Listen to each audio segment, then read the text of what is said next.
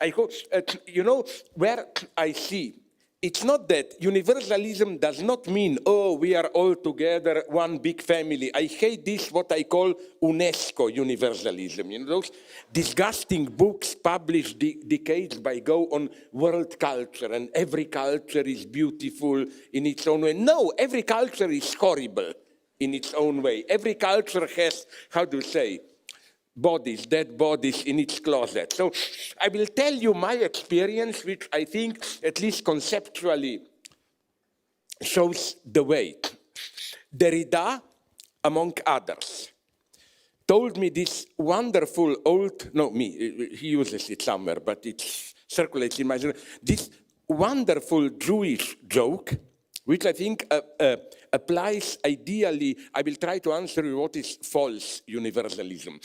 Applies ideally to, and precisely about this nowhere, we are nowhere, to our situation. I'm sorry if you know the joke. It's that in a synagogue, Saturday or whenever, Jewish believers meet, and first the rabbi says in this self-humiliating way, oh my God, I am nobody, I betrayed you, I'm not worth of your attention, I'm a nobody, Then a rich Jewish merchant stands up and said, oh my God, I am a nobody also, all my wealth is nothing, blah, blah, blah.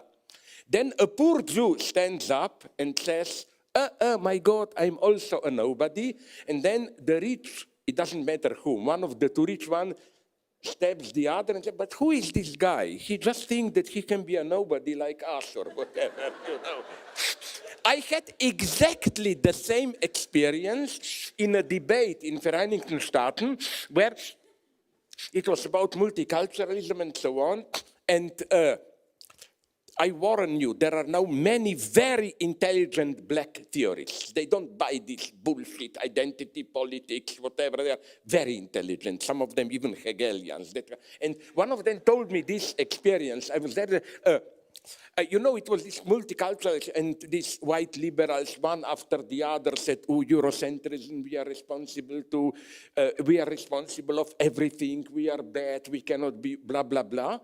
And then he told me that he stood up and said, in your spirit, but wait a minute, we also have our Muslim fundamentalists, Louis Farrakhan and so on. We also have, and literally, they look, the white liberal, like, wait a minute, no, you also want to be nothing. No, sorry, we are the ones who only can be. In other words, this, here, I speak a little bit as not practicing psychoanalytic, because, once it happens to me from time to time that when I give some class, a student comes to me and says, can I go into analysis with you? And my answer is always the same. If you want this, you must really be in trouble. With all my nervous tics and so on. Okay, so, but nonetheless, I would like to, ein Begriff zu verwenden, to apply this notion of mehr Genuss, surplus. You should, when somebody humiliates himself too much, you should always ask, what's their secret profit? And their profit is clear, precisely by humiliating themselves. You find this so clear with these people of nowhere, as you would have put it. They apparently humiliate themselves. We are nowhere, blah, blah, guilty of everything. But this gives them a tremendous, I witness this almost on a daily basis in political debates, privilege. As such as nobodies, they think they have a monopoly on judging the others. I remember I had a wonderful debate, I'm sorry if you know the story, in Missoula, Montana, with some Native Americans. They don't like the name, and I don't. My old joke. One of them told me, I much prefer to be called Indian. At least my name is a monument to white men's stupidity, who thought they were in India. They immediately see this trap, Native American. So we are nature, you are cultural Americans, or what?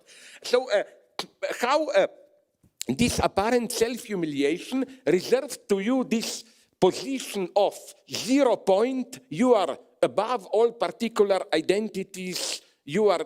So the black guy then taught me, and I repeat this all the time, that the struggle should be for universality itself. Every white liberal loves it when black people want African roots, our identity, our ancient wisdom. No, the true danger, but in a good sense, for us good, is blacks who say, no, your white people's universality is not yet truly universal. We must be, to put it like this, better Europeans than you. That's why I always celebrate, for example, I always almost cry when I read about Haiti revolution. It's the most beautiful, every leftist should cry. You know, when black slaves rebelled there, Napoleon sent an army. And all honor goes here to Jacobins, who immediately recognized Toussaint Louverture.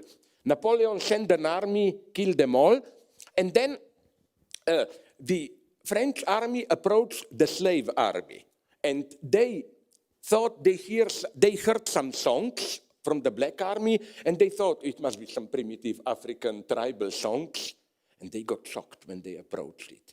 You know what the black army was singing? Marseillaise.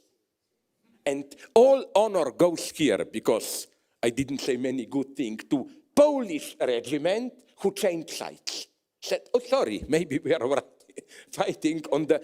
You see, the true struggle should be every position, even the most particular, has a certain notion of universality in it. And we should fight. So the answer, I agree with you, is what was wrong in our universality so that we left out, and to ordinary people it appeared that they had to protect their particularity and so on and so on.